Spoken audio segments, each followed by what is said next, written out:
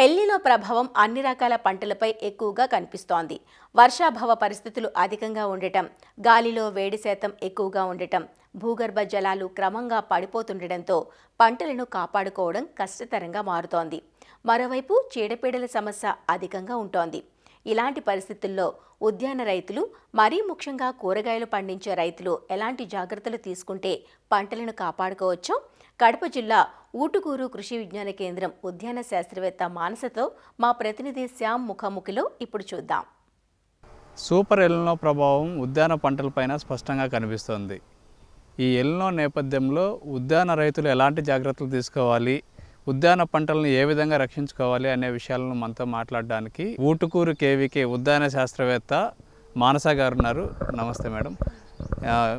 ఈ super El Niño ప్రభావం ఉద్యాన పంటల మీద ఏ విధంగా ఉంటుంది? సో ఎల్నినో ప్రభావం అనేది ఖచ్చితంగా అన్ని పంటల మీద ఉంటుందండి. ఇప్పుడు వ్యవసాయ పంటలు కొన్ని సన్నగా కానీ వేరుశనగ ఇలాంటివి మనము కంప్లీట్గా వర్షాధారం కింద వేసుకోవచ్చు. కానీ ఉద్యాన పంటలకి మనకు ఆ సౌలభ్యం లేదు కాబట్టి ఖచ్చితంగా ఎంతో కొంత నీరు అనేది మనం నీటి తడులు అనేవి కనీసం ఒక 3-4 గన్నా ఇవ్వగలిగే పరిస్థితిలో ఉన్నప్పుడు మాత్రమే బెండ, వంగ, మటిక ఇలాంటివి, అలాగే తీగజాతి కూరగాయలు కూడా ఈ ఆగస్టు నెల వరకు కూడాను మనము వేసుకోవచ్చు. చాలా మంది రైతులు కూడాను ఉద్యాన పంటలు అనగానే తోటలకు వెళ్ళిపోతున్నారు. మామిడి కానీ, బత్తాయి, నిమ్మ, అరటి ఇలాంటివి. సో ఇవేంటంటే ఒకసారి నాటిన తర్వాత కొన్ని సంవత్సరాల పాటు ఉంటాయి కాబట్టి ఎల్నినో ప్రభావం నుంచి మనము కొన్ని జాగ్రత్తలు తీసుకుంటూ మనం వాటిని రక్షించుకోవచ్చు. మామిడి అంటే ఇప్పుడు మనకి కాపులో లేదు కాబట్టి మనం రెగ్యులర్గా చేసుకునే కొమ్మ కత్తిరింపులు చేసుకుంటూ, ఒకవేళ చీని, బత్తాయి ఇలాంటి తోటల్లో బెట్ట పరిస్థితులు గమనిస్తున్నాము, నీరు అనేది తక్కువగా ఉంది, మా చెట్లు ఎక్కువగా ఒత్తిడికి గురవుతున్నాయి అనుకున్న వాళ్ళు 13-0-45 లీటర్కి 10 గ్రాములు, అలాగే ఫార్ములా 4 లీటర్కి 5 గ్రాములు చొప్పున కలుపుకొని పిచికారీ చేసుకోవడం ద్వారా కూడా మన ఈ బెట్టని తట్టుకునే శక్తిని కొంతవరకు పెంపొందించవచ్చు. ఇప్పుడు ఏంటంటే IIHR బెంగళూరు వాళ్ళు మనకి మామిడికైతే మ్యాంగో స్పెషల్ అని, చీనీ నిమ్మకైతే సిట్రస్ స్పెషల్ అని చెప్పేసి ప్రతి పంటకి సపరేట్గా సూక్ష్మ పోషకాల మిశ్రమాలు అనేది తయారు చేశారు. సో దొరికిన వాళ్ళు కుదిరినంత వరకు కూడాను ఆ సూక్ష్మ పోషకాల మిశ్రమాలు కన్నా మనం పిచికారీ చేసుకున్నట్టయితే మంచి ఫలితాలు అనేవి లభిస్తాయి. రెండవది వచ్చేసి ఏమంటే కొన్ని ప్రాంతాల్లో మనకి ఉష్ణోగ్రతలు అనేవి ఎక్కువగా ఉండడం, ముఖ్యంగా ఎండ అనేది బాగా తీవ్రంగా ఉన్న పరిస్థితుల్లో మనము కేవలం ఈ నీరు పెట్టడము లేదంటే పైపాటి పోషకాల పిచికారీ ద్వారా మాత్రమే కాకుండా మనము ఒక కావలిన్ క్లే అని దొరుకుతుంది, ఒక టైప్ ఆఫ్ సున్నం అనమాట, మన అగ్రికల్చర్ గ్రేడ్ ఉండేది. అది వచ్చేసి లీటర్కి 30-40 గ్రాములు కలుపుకొని పిచికారీ చేసుకున్నట్టయితే కూడా అధిక ఉష్ణోగ్రతలు లేదంటే ఆ తీవ్రత నుంచి మన మొక్కల్ని కాపాడుకోవచ్చు. ఈ అధిక ఉష్ణోగ్రతలప్పుడు మనకి వడదెబ్బ అని చెప్పేసి కాయలంతా రంగు మారిపోవడము, అలాగే ఎవరైనా డ్రాగన్ ఫ్రూట్ వేసుకున్న రైతులు కూడా ఏంటంటే ఆ కాండం అంతా కూడా పసుపు రంగులోకి మారిపోయి కుళ్ళిపోవడం ఇలాంటి సమస్యలన్నీ చూస్తున్నాము. సో దానికి ఈ కావలిన్ క్లే పిచికారీ అనేది బాగా పనిచేస్తుంది. అలాగే మనకి కొన్ని ఇప్పుడు కూరగాయలు ఇలాంటివి వేసుకుని ఉంటారు, ఆల్రెడీ రైతులు వేసుకొని ఉంటారు. అలాంటి వాళ్ళకు కూడాను 13-0-45 లీటర్కి 10 గ్రాములు కలుపుకొని పిచికారీ చేసుకోవడం ద్వారా కూడా బెట్టను తట్టుకునే శక్తి అందించడంతో పాటుగా పూత పింద దశల్లో ఉన్న వాటికి ఈ పోషకాలు అనేవి డైరెక్ట్గా ఆకుల మీద మనం పిచికారీ చేస్తాం కాబట్టి నత్రజని, పొటాషియం బాగా అంది మనకి దిగుబడి కూడా మనం కొంతవరకు పెంచుకునే అవకాశాలు అనేవి ఉన్నాయి. సూపర్ ఎల్నినో సమయంలో ఏంటి మనకు ఈ ఉష్ణోగ్రతలు పెరగడం వల్ల అన్ని రకాల పంటల్లో కూడాను ఈ అధిక ఉష్ణోగ్రతలకి రసం పీల్చే పురుగుల సమస్య అనేది చాలా అధికంగా ఉంటుంది. ఈ కూరగాయల పంటలే తీసుకున్నట్టయితే కనుక ఈ పేనుబంక కానివ్వండి, త్రిప్స్ కానివ్వండి ఇలాంటివన్నీ కూడాను సంఖ్య అనేది వాటి వృద్ధి చెందుతుంది. దానికి ఏంటంటే మనం తొలిగా పంటలు వేసుకునేటప్పుడైనా ఖచ్చితంగా వేపపిండి అనేది వేసుకోవాల్సి ఉంటుంది. ఒకవేళ ఆల్రెడీ మేము పంట పెట్టుకున్నాము అన్న వాళ్ళు ఇప్పుడైనా కూడా పైపాటుగా కొంత వేప చెక్కను అనేది వేసుకోవడము. ఖచ్చితంగా జిగురట్టలు అనేవి ప్రతి ఒక్కరు కూడా పెట్టుకోవాలి. కొంతమంది ఏంటంటే కూరగాయల్లో ఖచ్చితంగా జిగురట్టలు అనేవి పెడుతున్నారు, పసుపు నీలం రంగు, అయితే తోటల్ని నెగ్లెక్ట్ చేస్తున్నారు అనమాట. ముఖ్యంగా మనం చీనీ నిమ్మ తీసుకున్నట్టయితే కొంతమందికి ఎక్కువగా వినిపించే కంప్లైంట్ వచ్చి చక్కెర తెగులు వస్తూ ఉంది అంటున్నారు. ఇది వచ్చేసి సిల్లా అని చెప్పేసి ఒక పురుగు వల్ల వస్తుంది. ఈ పురుగు యొక్క తల్లి పురుగుని మనము కొంత కట్టడి చేయాలంటే చెట్టుకి ఒకటి చొప్పున పసుపు రంగు జిగురట్టలు అనేవి ఖచ్చితంగా పెట్టుకోవాలి. సో ఆ విధంగా చేసుకోవడం ద్వారా ఈ తల్లి పురుగుని మనం కొంతవరకు నియంత్రించుకొని ఈ పిల్ల పురుగుల్ని మనము కెమికల్స్, రసాయనాలు పిచికారీ చేయడం ద్వారా మనం ఈజీగా కంట్రోల్ చేసుకోవచ్చు. అలాగే కుదిరినంత వరకు కూడా తొలి దశల నుంచే మీరు కెమికల్స్కి వెళ్ళిపోకుండా వేప నూనె అనేది పిచికారీ చేసుకోవడం ద్వారా కూడా రసం పీల్చే పురుగుల్ని సమర్థవంతంగా నివారించవచ్చు. అలాగే ఇంకా తెగుళ్ళ విషయానికి వస్తే బెట్ట పరిస్థితుల్లో మనకి తెగుళ్ళు వచ్చేవి తక్కువ. బట్ ఏమంటే అరటిలో వచ్చేసి మనకి వేడి ఎక్కువగా ఉన్నప్పుడు ఈ దుంపగుళ్ళు సమస్య అనేది చాలా ఎక్కువగా అబ్జర్వ్ చేస్తున్నాము తోటలకు వెళ్ళినప్పుడు కూడా. సో ఇదేంటంటే ఆ లోపల దుంప అంతా కూడా కుళ్ళిపోయేసేసి చెట్లన్నీ కూడా చనిపోతున్నాయి. దీనికి వచ్చి మనము మొదటిది ఏంటంటే మీరు ఆ సమస్య ఒకటి అరా గుర్తించినప్పుడే లీటర్కి 25 గ్రాముల చొప్పున బ్లీచింగ్ పౌడర్ అనేది కలుపుకొని మొక్క మీద పడకుండా మొక్క మొదల దగ్గర వాసన పోకముందే పోసుకోవాల్సి ఉంటుంది. తర్వాత ఒక వారం రోజులు అలా గ్యాప్ ఇచ్చిన తర్వాత ఒక 10 లీటర్ల నీరు తీసుకుంటే 30 గ్రాముల వరకు కాపర్ శిలీంద్రనాశనులు, ఒక 5 గ్రాముల వరకు స్ట్రెప్టోసైక్లిన్ కానీ ఇలాంటి వాటితో కలుపుకొని మనము మొక్క మొదల్లో పోసుకోవాల్సి ఉంటుంది. కడప జిల్లాలో ఎక్కువగా ఉద్యాన పంటలు సాగు చేస్తున్నారు. ఈ ఉద్యాన రైతుల నుంచి మీకు ఎట్లాంటి కంప్లైంట్లు వస్తున్నాయి? బత్తాయి మన కడప జిల్లాలో ఎక్కువగా ఉంటుంది. బత్తాయిలో కామన్ ప్రాబ్లం వచ్చేసి ఏమంటే మాకు ఎండుపుల్ల పడుతుంది, వేర్కులు పడుతుంది అంటున్నారు.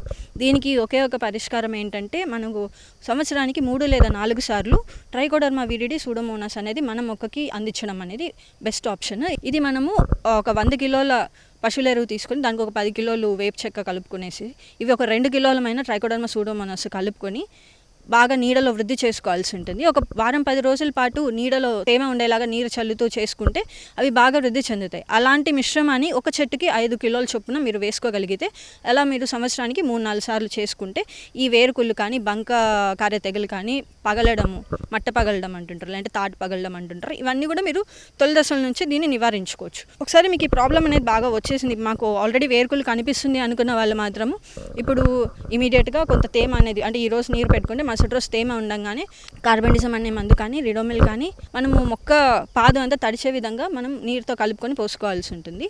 అయితే కొంతమంది రైతులు ఏమంటే మనకి ఈ పశువుల ఎరువులో ట్రైకోడర్మా ఇవన్నీ వృద్ధి చేయడం కొంత కష్టం అవుతుంది అనే ఇది ఇవ్వడం జరిగింది. కాబట్టి మనము కేవలం ట్రైకోడర్మా సూడోమోనాస్ పొడి రూపంలోనే కాకుండా ద్రవ రూపంలో అందించడం జరుగుతుంది. మన ఊటుకూరు వ్యవసాయ పరిశోధన స్థానంలో దొరుకుతుంది. ఈ ద్రవ రూపంలో వచ్చేసి మీకు ఎకరాకి 1 లీటర్ సరిపోతుందండి. అది మీరు నీటిలో కలుపుకునేసేసి మొక్క పాదులో పోసుకోవాల్సి ఉంటుంది. లేదు అది కూడా కుదరదు అనుకున్న వాళ్ళు డ్రిప్లో అయినా సరే మీరు ఈజీగా వదులుకోవచ్చు.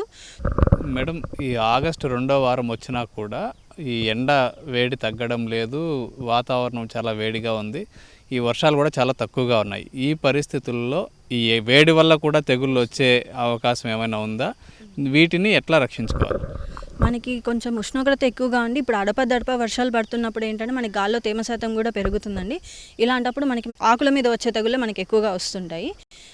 దీనికోసం వచ్చేసి మనం గమనించగానే ఖచ్చితంగా మనము బేసిక్ మీరు మందులు కూడా ఎప్పుడు కూడాను ఈ తెగులు మందులైనా సరే పురుగు మందు అయినా సరే ఫస్ట్ లో డోస్ నుంచి లో పవర్ నుంచి హై పవర్కి వెళ్ళాల్సి ఉంటుంది.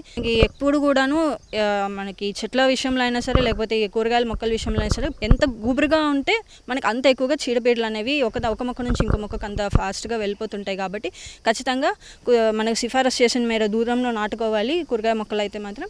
అలాగే పండ్ల చెట్ల విషయానికి వస్తే ఖచ్చితంగా మీకు గాలి వెలుతురు అనేది మొత్తం అంతా వెళ్ళేలాగాను ఖచ్చితంగా కొమ్మ కత్తిరింపులు అనేవి ఖచ్చితంగా చేసుకోవాల్సి ఉంటుంది. అయితే ఇక్కడ ఒక చిన్న విషయం ఏంటంటే కొంతమంది రైతులు ఇలా వర్షాలు పడట్లేదు, ఉష్ణోగ్రతలు ఎక్కువగా ఉన్నాయని చెప్పేసి అవసరానికి మించి నీరు అనేది పెడుతున్నారు. సో ఇలా పెట్టడం వల్ల కూడా ఏంటంటే మనకి ఒక నెగిటివ్ ఎఫెక్ట్ లాగా వచ్చి ఈ తేమ శాతం అనేది ఆ మైక్రో క్లైమేట్ అంటారు అక్కడ ఎక్కువ అయిపోవడం వల్ల తద్వారా మళ్ళీ మనకి అదనంగా తెగుళ్ళు అనేవి కూడా ఎక్కువ అవడం అనేది జరుగుతుంది. సో ఇది ఒకటి గమనించుకోవాల్సిందిగా నేను కోరుతున్నాను. ఒకవేళ మీకు నీరు తక్కువగా ఉంది అనుకుంటే ఇప్పుడు మనము చాలా వరకు కూరగాయల తోటలకి మల్చింగ్ షీట్ చెప్తున్నాము. అలాగే పెద్ద తోటలు ఉన్నాయి, చీని, నిమ్మ, మామిడి ఇలాంటి వాటికి వీడ్ మ్యాట్స్ చెప్తున్నాం. ఈ వీడ్ మ్యాట్స్కి మనకు సబ్సిడీ కూడా ఇస్తున్నారు డిపార్ట్మెంట్ వాళ్ళు. ఇవి పెట్టుకోవడం వల్ల ఏంటంటే మీకు కలుపు ఒకటే నివారించడం కాదండి, మీరు వేసే తేమ అనేది భూమిలో ఎక్కువసేపు ఉండేలాగా తొందరగా ఆవిరి అయిపోకుండా ఇది ఒక ఆచ్ఛాదనలాగా పనిచేస్తుంది. కాబట్టి తప్పనిసరిగా అందరూ కూడాను వీడ్ మ్యాట్స్ మల్చ్ షీట్లు అనేవి వాడుకోవాల్సిందిగా విజ్ఞప్తి చేస్తున్నాను. అయితే కొంతమంది ఏంటంటే ఇప్పుడు కొత్తగా ప్రకృతి వ్యవసాయం చేయాలి లేకపోతే ఆర్గానిక్ వ్యవసాయం చేయాలనుకున్న వాళ్ళకి ప్లాస్టిక్ అనేది మనము మనం చెప్పట్లేదు. కాబట్టి దానికి ప్రత్యామ్నాయంగా మనం PMDS అని చెప్తున్నాం అనమాట. ఈ PMDS అంటే 30 రకాల విత్తనాలు 20 రకాల విత్తనాలు కలిపి కూడా మనకి కిట్లు అనేవి అందిస్తున్నారు. సో ఈ విత్తనాలు తీసుకొని మీరు పాదులో అనేది వేసుకున్నట్టయితే ఇవి అంతా ఒక పొరలాగా మొత్తం కప్పేస్తుంది, మనకి కలుపు అనేది రాకుండా నివారిస్తుంది. దీనివల్ల మనకి అదనపు ఉపయోగం ఏంటంటే మళ్ళీ మీరు పాదులోనే దాన్ని తవ్వేసుకొని పెట్టేసుకున్నారంటే తొక్కిచ్చేసుకున్నారంటే మీకు అదనంగా భూసారం కూడా పెరుగుతుంది, మొక్కకు పోషకాలు కూడా అందించిన వాళ్ళం అవుతాం. మేడం, ఈ పరిస్థితుల్లో వర్షాభావ పరిస్థితులు ఎల్నో పరిస్థితుల్లో మామిడి కానీ బత్తాయి కానీ నిమ్మ కానీ ఇట్లాంటి తోటలు వేసుకోవచ్చా? ఒకవేళ వేసుకోవాలనుకునే రైతులు ఏం చేయాలి? అంటే మీకు ఖచ్చితంగా నీటి వసతి ఉంది, మాకు మధ్యలో నీరు ఉండకుండా ఇబ్బంది ఉండదు అనుకున్న వాళ్ళు వేసుకోవచ్చండి.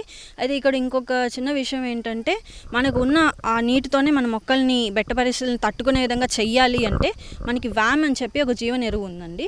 ఈ వ్యామ్ ఏం చేస్తుందంటే మొక్క వేర్లని దాటుకొని లోపలి పొరల్లోకి చొచ్చుకుపోతుంది. ఆ లోపల ఎక్కడో ఉన్న పోషకాలని నీటిని తీసుకొచ్చి మొక్కకు అందిస్తుంది. కాబట్టి మనం ఏ మొక్కలకి అయితే వ్యామ్ వేస్తున్నామో అలాంటి మొక్కలు బెట్టని కొంచెం బాగా మిగిలిన వెయ్యని మొక్కలతో పోలిస్తే బాగా తట్టుకుంటున్నాయి. కాబట్టి దుక్కిలో కానివ్వండి వ్యామ్ అనేది మనం వేసుకుంటే చాలా మంచిది. అలాగే ఇందాక మాట్లాడుకున్నట్టుగా చీనీ బత్తాయి వేసుకున్న వాళ్ళు ఒక చెట్టుకి ఒక 500 గ్రాముల వరకు వ్యామ్ అనే పొడిని కలిపి చల్లుకొనేసేసి మొక్కలు పెట్టుకోవడమో లేకపోతే పెద్ద తోటలో అయినా సరే మీరు వేసుకోవచ్చు. సో ఇలా వేసుకోవడం ద్వారా ఇట్లా ఈ బెట్ట సమయాల్లో మనం మొక్కల్ని ఆరోగ్యంగాను బెట్టను తట్టుకునేలాగా పెంచుకోవచ్చు. మిమ్మల్ని సంప్రదించాలనుకుంటే ఉద్యాన రైతులు ఏ విధంగా సంప్రదించాల్సి ఉంటుంది? సో మన కృషి విజ్ఞాన కేంద్రం ఊటుకూరు రాయచోట్ రోడ్లో ఉందండి, కడపలో. సో రైతులు ఇక్కడ మా ఆఫీస్కి రావచ్చు. లేదు అంటే 7981720286. సో ఇది నా ఫోన్ నెంబరు. మీరు ఫోన్ చేయొచ్చు. లేదు మీకు ఏదైనా సమస్య ఉంది అంటే ఒక ఫోటో తీసి మీరు మాకు వాట్సాప్లో పెట్టినా కూడా మేము మీకు ఆన్సర్ ఇవ్వడం జరుగుతుందండి. ధన్యవాదాలండి. Thank you madam. ఇది ఊటుకూరు ఉద్యాన శాస్త్రవేత్త మానస గారు చెప్తోంది. కెమెరామెన్ జగదీష్తో శ్యామ్, ఈటీవీ న్యూస్, కడప.